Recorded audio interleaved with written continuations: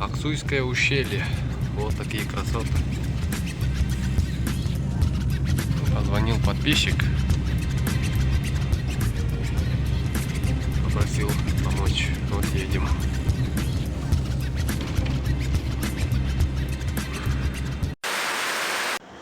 Так, Мерседес.